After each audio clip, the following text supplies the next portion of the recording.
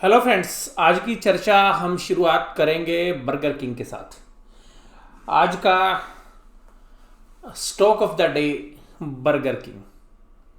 मैं इसकी बात इसलिए करूँगा कि देखिएगा किस तरीके से माइंड सेट बदलता है बर्गर किंग जैसे शेयर से। देखिएगा बर्गर किंग का जो शेयर है वो 60 रुपये में आईपीओ में आया। मंगलवार को उसमें सर्किट लगा, सोमवार को उसकी लिस्टिंग हुई, बुधवार को सर्किट लगा, बृहस्पतिवार को आज भी सर्किट लगा। 4 दिन और 5 सर्किट। 4 दिन और 5 सर्किट। 4 दिन और 5 सर्किट इसलिए कि पहले दिन जहाँ पर लिस्टिंग हुई थी उसके बाद 20% का सर्किट लगा, दूसरे दिन सर्किट लगा 20% का, तीसरे दिन लगा 20% का सर्किट। आज सर्किट की बारी थी 10% की, आज लगा 10% का सर्किट ऊपर का, और दोपहर के बाद नीचे का सर्किट। तो देखिएगा किस तरीके से माइंड सेट काम करता है। तो जिन लोगों ने भी आज शेयर्स ले रखा होगा तो वो बड़े निश्चिंत थे कि आज ऊपर सर्किट है 10% का, और बहुत सारे जो ट्रेडर्स हैं वो इस शेयर्स को जो है लेके रखे हुए हैं। लेकिन शेयर्स का भाव बढ़ता है और प्रॉफिट बढ़ता रहता है। और मेरे भी फ्रेंड सर्कल में एक जो ट्रेडर हैं जिनके पास बर्गर किंग की काफ़ी बड़ी मात्रा के अंदर उन्होंने जो है होल्डिंग ली थी, लेकिन उनकी किस्मत इतनी अच्छी है कि उन्होंने होल्डिंग ऊपर के प्राइस पे नहीं ली, बल्कि जिस दिन लिस्टिंग हुई थी उसी दिन 111 रुपये के आसपास जो है उन्होंने एवरेजली वहाँ पर एक्यूमुलेट किया था। तो वहाँ से देखिएगा वो सर्किट एंजॉय कर रहे थे, काफ़ी अच्छा वो प्रॉफिट भी कमा रहे थे। और मेरी उनसे बात भी हुई थी, तो आज सुबह जब सर्किट था, आज सुबह मार्केट खुलने से भी पहले उन्होंने मुझसे बात की थी, तो मैंने एक ही बात बोली थी कि आज जो है फिर सर्किट आप देखिएगा 10% का सर्किट हो गया है, तो 10% का सर्किट आज लग सकता है। तो उन्होंने मुझसे पूछा कि फिर इसमें और क्या है राय बनती है। मैंने कहा देखिएगा बीएससी में शेयर प्राइस ऊपर है, सर्किट जब तक चल रहा है सर्किट टू सर्किट चलते रहने दीजिएगा, क्योंकि यहाँ पे एक स्पेकुलेशन एक्टिविटी है। जैसे ही सर्किट खुले आप अपना माल बेच दीजिएगा, और सारा माल बेच दीजिएगा बिना किसी इंतजार किए हुए। देखिएगा पहले सर्किट खुला बीएससी में, और जैसे ही बीएससी में सर्किट खुला उन्होंने अपने 50% शेयर्स जो है सेल कर दिए तुरंत। उसके करीबन 10-15 मिनट बाद सर्किट खुल गया एनएससी में भी, और जैसे ही एनएससी में सर्किट खुला तो देखिएगा केवल और केवल 10 मिनट के अंदर लोअर सर्किट लग गया। यानी कि ऊपर से इतनी सेलिंग आई कि आप समझेंगे कि 10 मिनट के अंदर जो है लोअर सर्किट भी लग गया। अगर इतनी जबरदस्त बाइंग थी तो इतनी जबरदस्त सेलिंग कैसे आ सकती है तुरंत। तो ये स्पेकुलेशन जो है होती है, और कुछ बड़े प्लेयर जो है पहले से ही प्लान्ड मैनर के अंदर इसको करते हैं। लेकिन जो हमारे मित्र हैं उन्होंने क्या किया कि जब वो 10 मिनट के दौरान जब गिरने लगा तो उन्होंने अपने शेयर्स जो है दोबारा से जो बेचे थे वो खरीदने शुरू कर दिए, और फिर लोअर सर्किट लग गया। तो देखिएगा ये वास्तव में मैं आपको इसलिए बता रहा हूँ कि अगर ये मशीन होती तो ऐसा नहीं करती, लेकिन हम इमोशनली अटैच होते हैं, और इसमें किसी का भी कोई दोष नहीं है, क्योंकि हम काफ़ी अच्छे प्रॉफिट में बैठे थे, और जितनी स्ट्रेंथ थी शेयर्स में तो हर कोई व्यक्ति सोचेगा कि चलो थोड़ा नीचे आएगा तो बाउंस बैक कर जाएगा अभी। लेकिन मैंने जैसे उनको भी एडवाइस की थी, मैंने कहा था जैसे ही सर्किट खुला है सारा बेच देना बिना फिक्र के और बाहर हो जाना, और मैंने ये वर्ड्स भी बोले थे कि स्क्रीन से बर्गर किंग को हटा देना। लेकिन देखिएगा क्या है कि हम इमोशनली टच होते हैं, वो शेयर नीचे आ गया। मैं ये नहीं कह रहा कि शेयर ऊपर नहीं आएगा, शेयर ऊपर आ जाएगा, नो डाउट। लेकिन आज जो नोशनल हमारा लॉस है वो हमारा प्रॉफिट होता, रियलाइज प्रॉफिट होता। तो ऐसा नया कुछ नहीं है। तो आप भी जब अपनी ज़िंदगी में इस तरीके के ट्रेड करेंगे तो आप भी ऐसा करेंगे। देखिएगा परफेक्शन काम करते करते आएगी, ये बात आपको समझनी है। तो आज मैंने बर्गर किंग आपको इसीलिए एग्जांपल के रूप में बताया कि जो स्टॉप लॉस का जो कंसेप्ट होता है वो इसीलिए जो है अप्लाई होता है। और ऐसे शेयर जहाँ पर कि जब बस स्पेकुलेशन हो रखी हो तो वहाँ पर जो है इस तरीके की मूवमेंट जो है कैश करना बड़ा मुश्किल काम होता है। तो जैसे सर्किट खुला आप अपना माल ऑफलोड कर सकते हैं उसके बाद। लेकिन हमारे मन में लालच आया था कि चलो नीचे है, क्योंकि स्ट्रेंथ हमें लग रही है तो नीचे से दोबारा बाउंस बैक कर जाएगा। लेकिन जो बड़े ऑपरेटर्स होते हैं वो कुछ और गेम प्लान बना के बैठे होते हैं और उन्होंने एकदम नीचे मार दिया शेयर। अब देखिएगा इसमें अब उम्मीद ऐसी है कि जिस तरीके की से लोगों को ट्रैप किया है तो कल भी हो सकता है कि पहले एक बार नीचे की तरफ रुक करे और नीचे का सर्किट मारे, और वहाँ पर अगर बाइंग आती है तो फिर देखिएगा वोलेटिलिटी वहाँ पर भी देखने के लिए मिल सकती है। बट अभी जो प्रॉफिट्स हमारे हाथ में थे उसमें से काफ़ी प्रॉफिट जो है निकल गए।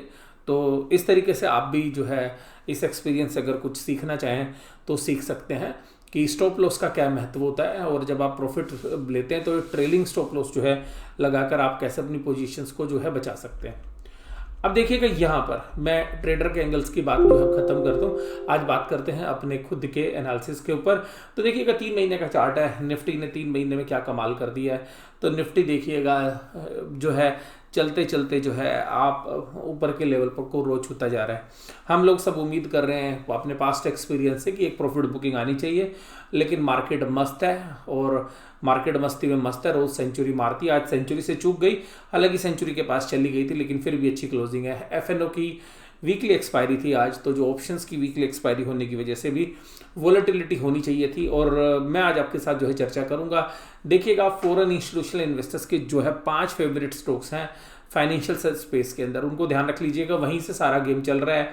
अगर आप पिछले 5 दिनों में देखेंगे Bajaj finance, HDFC limited, HDFC bank और इसके अलावा कोटक महिंद्रा बैंक और बजाज फिनसर्व, और कुछ ऐसे भी शेयर्स हैं जिनमें उनकी माइनर पोजीशंस होती है, इंक्लूडिंग इंडसइंड बैंक।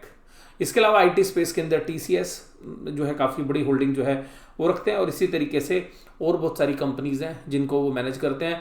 लेकिन अभी देखिएगा एल्गो ट्रेड ऐसा है, जैसे ही मार्केट के अंदर आज प्रॉफिट बुकिंग आई और specially axis bank, ICICI bank और एसबीआई बैंक के अंदर, तो जैसे ही बुकिंग आती है प्रॉफिट बुकिंग, जैसे ऊपर से सेलिंग आती है, तुरंत वो कोटक महिंद्रा बैंक को 10 रुपये या 15 रुपये ऊपर कर देते हैं। वैसे ही वो एचडीएफसी बैंक को ऊपर खड़ा कर देते हैं, एचडीएफसी लिमिटेड को ऊपर खड़ा कर देते हैं। ऐसे ही 2 दिन पहले हमने कमाल देखा था बजाज फाइनेंस में, जैसे ही मार्केट गिरने लगती थी बजाज फाइनेंस को बहुत तेजी से खड़ा कर दिया। कल Bajaj finance flat to positive था, आज फिर बजाज फाइनेंस को ऊपर खड़ा कर दिया।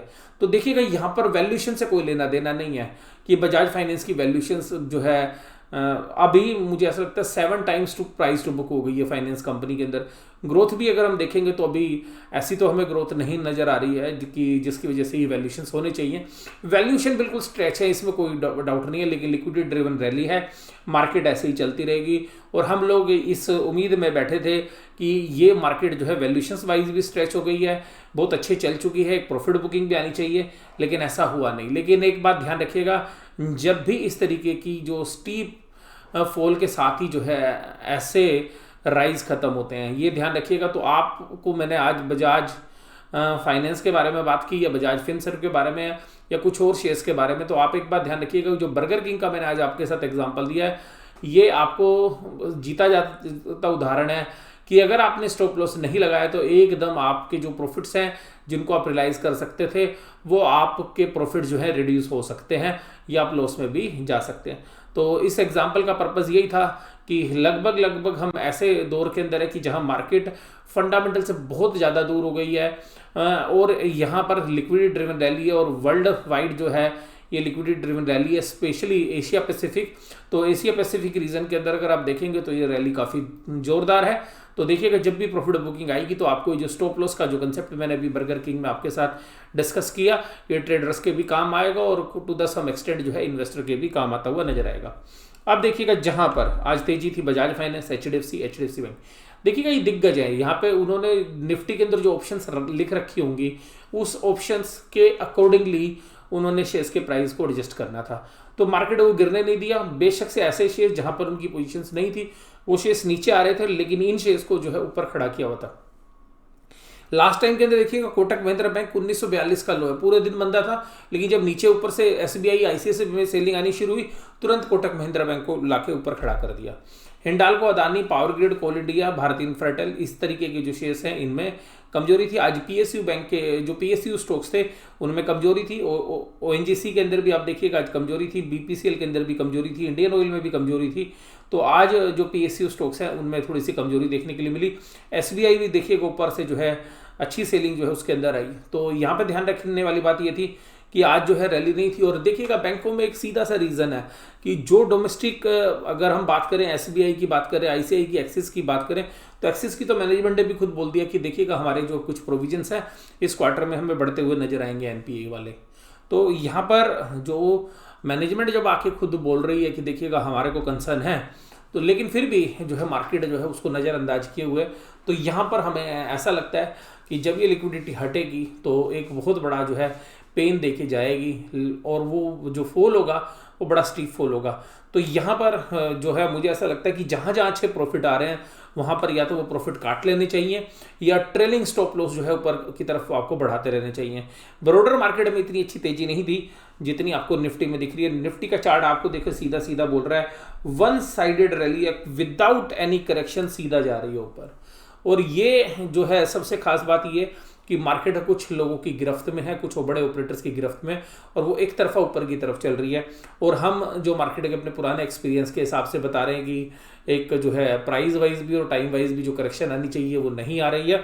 और अब तो जो है लोगों ने बोलना ही छोड़ दिया कि देखिएगा मार्केट नीचे आएगी। अब तो सब लोग कहते हैं कि मार्केट जो है अब नीचे नहीं आएगी। लेकिन ऐसा ही होता है कि जब सब लोग बोलने लगते हैं कि मार्केट नीचे नहीं आएगी, उसी समय पर मार्केट में करेक्शन होती है। तो लोग इंतजार कर रहे हैं।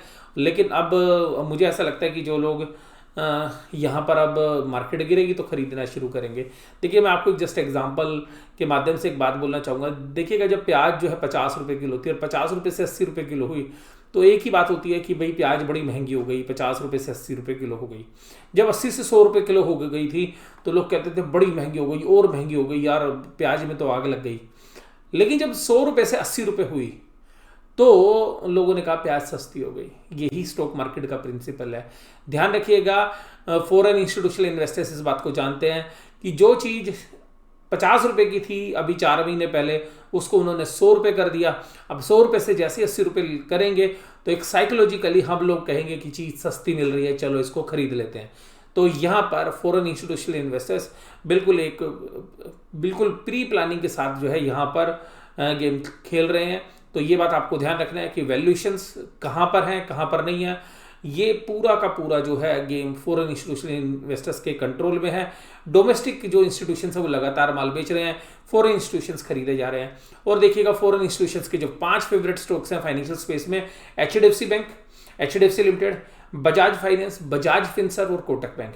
उसमें से देखिएगा 3 शेयर आज भी जो है मेजर कंट्रीब्यूटर है निफ्टी के मेजर 3 कंट्रीब्यूटर आज यहीं पे नजर आएंगे। और अगर कोटक बैंक भी करेंगे तो वो भी प्लस में था। इसके अलावा बाकी जो शेयर्स गिरावट में थे आज ICICI bank, Adani port, Infosys, HUL और मारुति सुजुकी। और देखिएगा यहाँ पे बिल्कुल इंडेक्स मैनेजमेंट हो रही है और इंडेक्स को किसी ना किसी तरीके से फॉरेन इंस्टीट्यूशनल इन्वेस्टर्स अपने एल्गो ट्रेड के माध्यम से ऊपर ही रखे हुए हैं। यहाँ पर देखिएगा निफ्टी बैंक 30,847 एकदम ऊपर के पोजीशंस ली। लोगों ने सोचा कि आज तो मार्केट ऊपर जाएगी, लोगों की कॉल उन्होंने खरीदी, कॉल का प्रीमियम खत्म कर दिए, नीचे की पुट के प्रीमियम खा गए, लास्ट डे के अंदर नीचे लेके गए, ऊपर लेके गए, लोगों को एक बार पुट खरीदवाई, एक बार लोगों को कॉल खरीदवाई। और ये लोग जो है बहुत ही मास्टरमाइंड है, मार्केट को बीच में लाके खड़ा कर दिया। और बीच में ऐसा खड़ा कर दिया कि कॉल्स के प्रीमियम भी और पुट के प्रीमियम्स भी जो है आज कैश किए गए। और आज जिस तरीके से पूरे दिन मार्केट को एक पर्टिकुलर लेवल के आसपास खड़ा रखा गया, देखिएगा 30,800 और 900 की लाइन में बीच में एक बार नीचे एक बार ऊपर जो है झुलाते रहे। हालांकि सुबह जो है 30,700 से 30,800 की लाइन में रखा, फिर वहाँ की पुट और कॉल्स को जो एडजस्ट किया, उसके बाद अगली रेंज में लेके चले गए। तो आज देखिएगा बहुत सारे जो लोग हैं जिन्होंने पुट और कॉल खरीदी होंगी वो जो है आज इस टेंशन में आ गए होंगे कि क्या करें। तो ये जो टेंशन है ये जो है लाजमी है। तो इस टेंशन का लाजमी ये है कि जिन लोगों ने पुट कॉल खरीदे होंगे उनके प्रीमियम्स आज जो है स्वाहा होते हुए नजर आए। उसके बाद देखिएगा ये चार्ट, देखिएगा चार्ट बैंक निफ्टी का चार्ट जो है निफ्टी के मुकाबले में काफ़ी कमज़ोर है।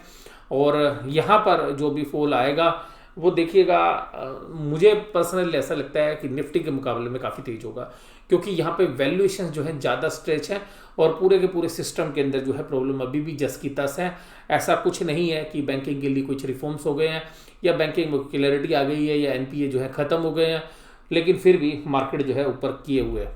उसके बाद देखिएगा यहाँ पर, इसके बाद अगर हम यहाँ देखते हैं कि आज कौन था कंट्रीब्यूटर, तो आप देखिएगा बैंक निफ्टी में जो फॉरेन इंस्टीट्यूशनल इन्वेस्टर्स के फेवरेट स्टॉक्स हैं वही जो है प्लस में थे, HDFC बैंक और कोटक। तो इन्होंने ही बैंक निफ्टी को प्लस रखा।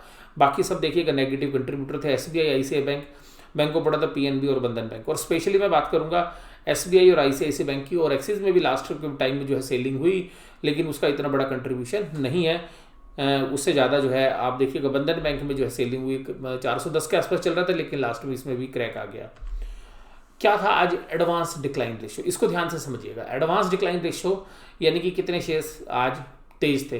तो देखिएगा दोपहर तक या सुबह की बात करें तो नंबर ऑफ शेयर जो बढ़ रहे थे वो ग्रीन लाइन में है, तो उनकी संख्या ज़्यादा थी और जो डिक्लाइन करने वाले शेयर्स थे वो कम थे। लेकिन दोपहर के बाद पूरी पिक्चर बदल जाती है, डिक्लाइन करने वाले जो शेयर्स हैं वो बढ़कर ज़्यादा हो जाते हैं और जहाँ पर एडवांस वाले जो शेयर्स हैं वो आपके कम हो जाते हैं। तो लास्ट में रात को, यानी कि अगर हम जिस समय वीडियो बना रहा हूँ तो मार्केट क्लोज हो चुकी है, तो देखिएगा एडवांस जो शेयर्स थे वो 741 थे और डिक्लाइन वाले जो शेयर्स थे 1005 थे।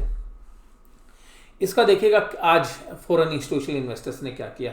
आज देखिएगा फिर 2355 करोड़ की बाइंग, आज डीआईज की तरफ से अच्छी सेलिंग है 2494। लेकिन बाजी आज भी किसने हमारी, बुल्स ने मारी है, क्योंकि इन लोगों ने उन शेयर्स पर दाव लगाया जो कि इंडेक्स के हैवी वेट्स हैं, जिनसे इंडेक्स की मूवमेंट ज़्यादा होती है। पुट कॉल रेशियोस अब देखिएगा बहुत रिस्की लेवल पर है, यानी कि लोग लॉन्ग तो बना रहे हैं लेकिन साथ में अपनी पुट खरीद के भी अपने रिस्क को हेज करते हुए जा रहे हैं। तो 1.87 जो है एक higher side put call ratios है, ये मंथ के एंड वाली मैं आपके साथ बात कर रहा हूँ। तो आज की ये चर्चा अभी यहीं पे समाप्त करते हैं। वीडियो आपको कैसी लगी जरूर से जरूर मुझे बताइएगा। वीडियो देखने के लिए धन्यवाद। Thank you very much.